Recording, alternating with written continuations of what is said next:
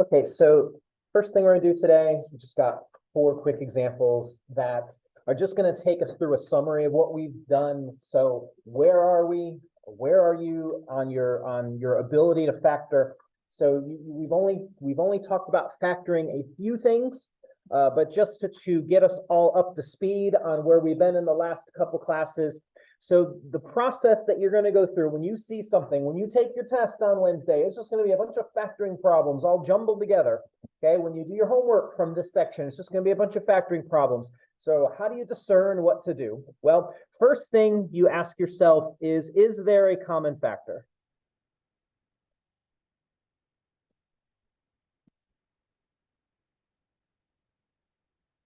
So always look for a common factor first. If there is one, factor it out, whether it's a coefficient, whether it is a variable.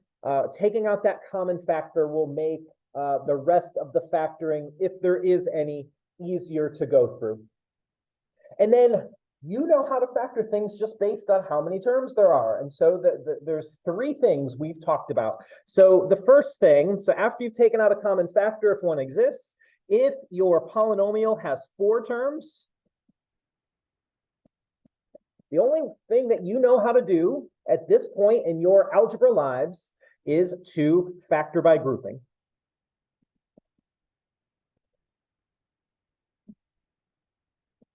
That's what we did in section 5.1. We talked about factoring by grouping.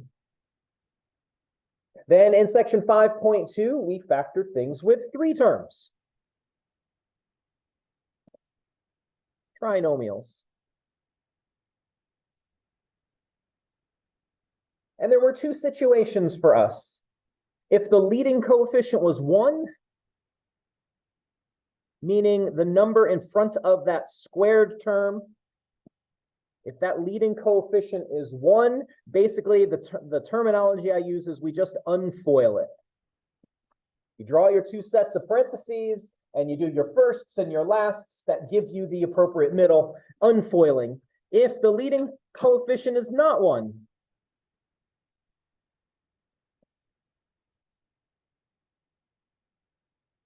then the process I showed you is the grouping method.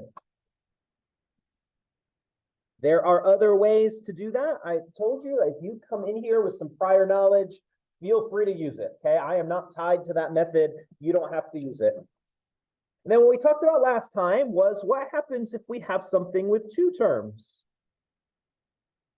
And again, the only things that you know how to factor if there are two terms is either a difference of squares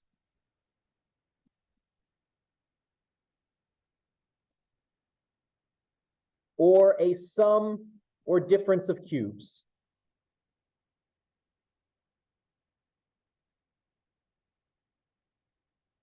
And then the last thing on our little factoring strategy is just make sure you factor completely. Okay, there's absolutely no new information there. That's just a summary of what we've done in our first three sections of this unit. So when you go to do your homework and take your quiz from section 5.4, there's no new information in it. It's just practicing. And the reason why, okay, I know it's boring. I know it doesn't, you're not like looking forward to going home and doing more factoring, but this is super important. Okay. If you're going to take college algebra, being able to factor, we don't review factoring college algebra. I assume you know how to do it. If you're going to go beyond college algebra, you need to know how to factor well. Okay. It's an essential skill if you're going to go into pre-calculus, if you're going to go into calculus. Okay, that's just the way it rolls. Okay, so I've got four examples just to take us through this process, just to review. So let's go ahead and do exercise 1. So down below, I'm going to leave this here for anybody still writing down, but I'm going to give about 2 minutes to go through exercise 1. Look at that, take out that common factor, and then factor what's left.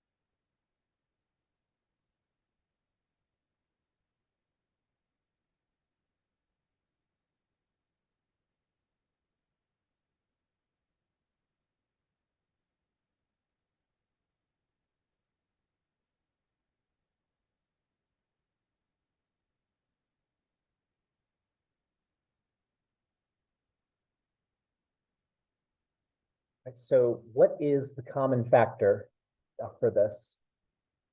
8, yep, for sure. Okay, so great job. So I'm going to factor out that 8. Don't be afraid to use your calculator. That's why we get calculators in this class, so that you don't have to trouble yourself over the arithmetic part. Okay, so 8x squared, when I factor out the 8, leaves x squared. 8x, factor out the 8, leaves plus x. And then negative 96, when I factor out the 8, that leaves negative 12 left over.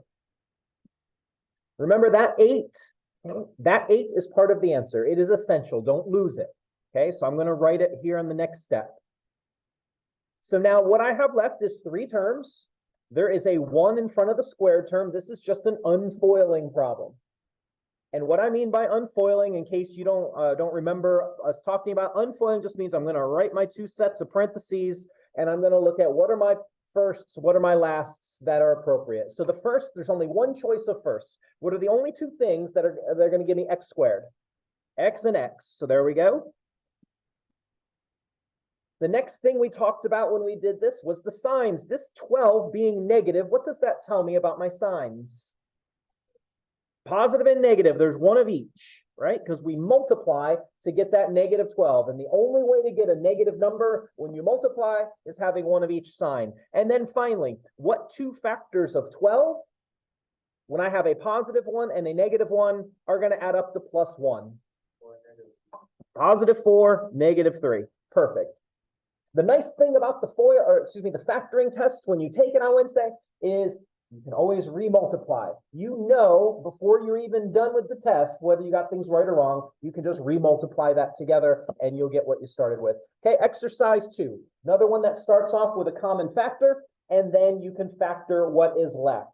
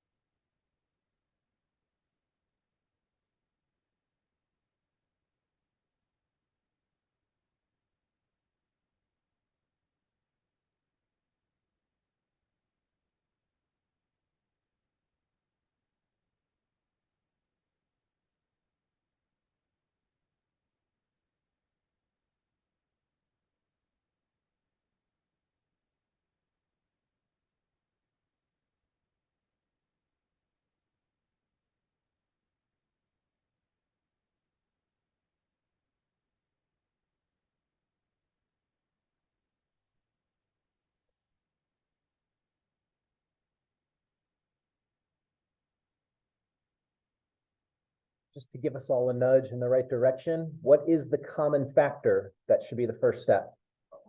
Okay, there's a 5. What else is there? Yeah, each of them has an x to give, so 5 and x. So if you're wondering where to start, that's where to start. Factor out that 5 and that x, then you're going to have a trinomial left over that you can go ahead and continue to factor.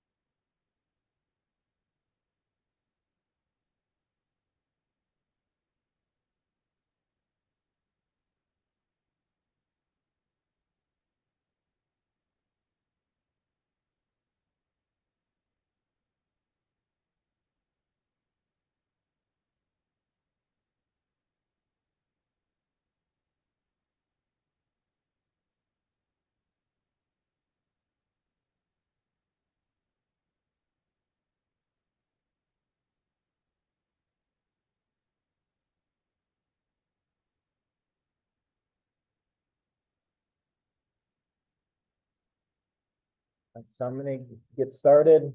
You can help me out. You can ask any questions that you need to, please. So 10 divided by 5 leaves 2. I started off with 3 x's in this first term. We factored 1 out. That leaves x squared. The next term, 35 divided by 5, leaves 7. There were 2 x's. I factored one of them out. That leaves 1x. And then finally, negative 75 divided by 5 is negative, what is that going to be, 15? And then there was 1x. I factored the x out, so there's no more x's in that last term. Okay, that's step 1, common factor. That 5x is going to be part of the answer, but I'm not really interested in writing it a whole bunch of times, so I'm just going to put the 5x down here. So that reminds me not to forget it, because it is part of that final answer. And now I have a trinomial. So I have 3 terms, but this time the coefficient in front of the squared term, the leading coefficient is not 1. So this is the other thing that we did when we were together a couple sections ago. And so I'm going to do the grouping method. And the grouping method, remember, says take this first number 2 and multiply times this last number, negative 15. And that gives me negative 30. Oops, let's get on the screen. Since it's a negative 30, I know that my values have to be positive and negative for the same reason as we saw in exercise 1. And now I want to know what 2 factors of negative 30, when one's positive, one's negative, are going to add up to positive 7. What am I going to use? Okay, 6 and 5, let me just make 6 positive and 5 negative, that does give me negative 30 when I multiply. But what do I get when I add those 2 things up? 1, and I need 7. Okay, so this is still this central coefficient, still what determines my values. So, okay, 6 and 5 is a great place to start. That didn't work. What's the next pair? Okay, 10 and 3. So 10 and 3. 10 times negative 3 gives me negative 30. 10 plus negative 3 gives me the 7 that I need in the middle. And again, in case you're a little rusty, in case you haven't done your homework yet, the reason we're doing this is we are going to now take that middle term and make it 2 terms. So now my polynomial becomes 2x squared. Okay, that first term doesn't change. Instead of writing 7x, I'm going to write plus 10x minus 3x. Okay, that's still 7x. I've just pulled it apart into 2 terms, minus 15. And the reason we did this is just we're taking advantage of using factoring by grouping, which is what we used before. Okay, so I'm going to group the first 2 terms. I'm going to group the last 2 terms. In the first 2 terms, we can factor out a 2 and an x. 2x squared divided by 2x leaves x. 10x divided by 2x leaves plus 5. The last pair of terms, they're both negative, so I'm going to factor that negative out. And the common factor between 3x and 15 is 3. So negative 3x divided by negative 3 leaves positive x. Negative 15 divided by negative 3 leaves plus 5. The grouping worked. I got the same thing in parentheses. That's my common factor, so I'm going to factor out x plus 5. And then what's left over is a 2x from the first term, and then a minus 3 from the second term. And there's my factored expression. So basically, in these first 2 examples, we've reviewed real quick everything we did in the first 2 sections, okay, of this unit. The next 2 examples are just going to be review problems from what we did on Wednesday last week. Okay, so exercise 3, you've got that thing with 2 terms. So go ahead and see if you can identify what it is and factor it.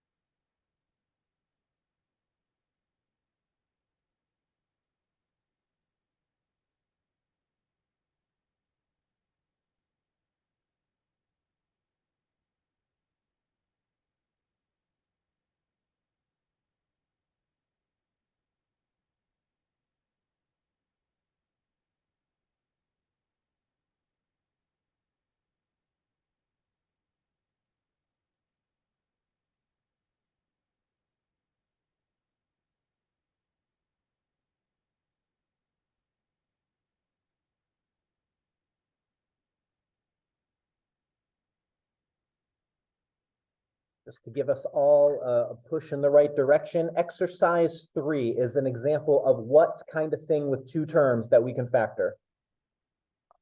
A difference of what? Squares, perfect. It's a difference of two squares. Yep, so go ahead. If you didn't see that, I'll give you another minute or so to try to make heads or tails, but difference of two squares right there.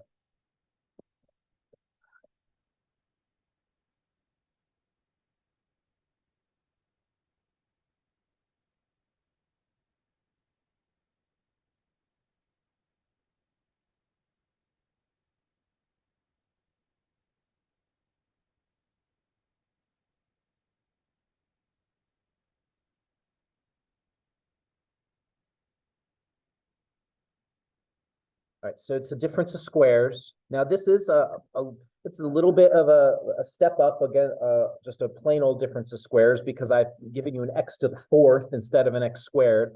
So x to the fourth, how am I going to break that apart into what times what? Yep, x squared times x squared. Because remember, when I multiply my bases, when I multiply the x's, what do I do with the powers? What's the rule? When you multiply the bases, you do what to the powers? You add them. So 2 plus 2 gives me 4. Yes, indeed. And then 81 is 9 times 9. And the way you factor any difference of squares is you put a plus between one and a minus between the other. If you did that, you have done a great job, but let's not forget factor completely. Okay. So I just gave this particular problem just so that we would get to go through this twice. Okay, so just having a little extra fun. Now, which one of these can I factor and which one of these can I not factor of what I've got here? Perfect. I love that confidence. Well said. The addition you cannot factor. You cannot factor a sum of squares. So that is as far as I can take that first one. But this x squared minus 9 became another difference of squares just because of the numbers I picked. Okay, so we just get to practice the same technique again. X squared is x times x. 9 is 3 times 3. And again, it's a difference of squares, so plus 1 minus the other. Now I'm done. There's no more differences of squares there. All right, the last one is the other type of thing with two terms that we can factor. Okay, so if you can remember the pattern that I showed you in class last time, if you can't remember it, if you have your notes, refer back, or we'll do this in about 90 seconds. So give exercise 4 a try.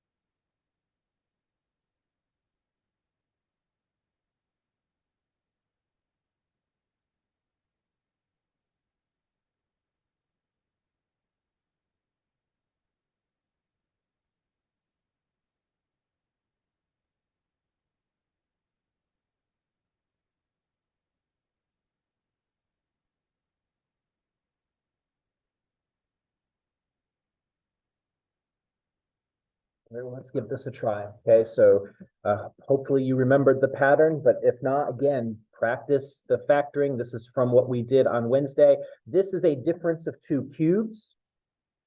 Remember, with cubes, you can do a difference or a sum. Okay, this could be a plus or a minus, doesn't matter. And so there are two factors. There is a factor with 2 terms, and there's going to be a factor with 3 terms. Can anyone remind me, how do I get the 2 terms in the first factor?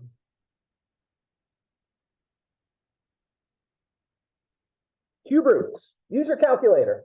Okay, so you take your calculator. If you don't know how to use your calculator to find a cube root, just see me after class. A couple of you did last time, and we looked at the how to push the buttons. 27 is 3 times 3 times 3, so I'm going to put a 3 right here. Z cubed is z times z times z, so I'm going to put a z right here. And then negative 1,000, you just use your calculator, or negative 10 times negative 10 times negative 10 is what gives you negative 1,000. So I'm going to put a negative 10 right here. There's my first factor, 3z minus 10, just the cube root of each of those two terms. And then the next factor that has 3 terms, this was the process I showed you. If you have a better one that works for you, please use it. Invent your own, that's fine. My firsts, whatever I put here times 3z has to give me 27z cubed. Or another way to think about that is 27z cubed divided by 3z is 9z squared. Same thing for my lasts. I need to put something here in the lasts position that times negative 10 will give me negative 1,000. Or negative 1,000 divided by negative 10 is plus 100. And then the middle term in that second factor is found this way. You multiply these two terms together. 3z times negative 10 is negative 30z. And then don't forget to change the sign to plus 30z. And we did that about a dozen times on Wednesday.